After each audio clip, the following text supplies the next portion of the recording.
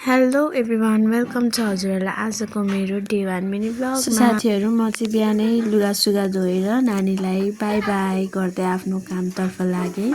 एकछिन काम मात्र के गरेको थिएँ म त फतक्कै गलेछु। आधी काम सक्दा नसक्दा रिङ्गटा लागेर गाह्रो हुन थालिसकेको थियो। जनातन गरेर काम चाहिँ सकाएँ। डेलिभरी पछाडि चाहिँ मलाई कामहरू गर्न गाह्रो हुने, एकैछिन काम गरेकी थाकिहाल्छ, रिङ्गटा धेरै लाग्ने, यस्तो धेरै हुन्छ साथीहरू। अनि हजुरहरूलाई चाहिँ यस्तो हुन्छ कि हुँदैन कमेन्ट गर्न पक्कै पनि नबिर्सिनु होला। अनि साथीहरू हजुरहरूले चाहिँ नानी कति महिनाको हुँदादेखि काम गर्न स्टार्ट गर्नुभयो? मैले चाहिँ नि नानी 1.5 महिनाको हुँदादेखि नै काम गर्न स्टार्ट गरेको थिएँ। काम सकेर घरमा जाँदा त नानी उठिरहेको रहेछ। नानी समातेको मात्र के थिएँ, नानीले त मेरो हातभरि आची गरिदिरा।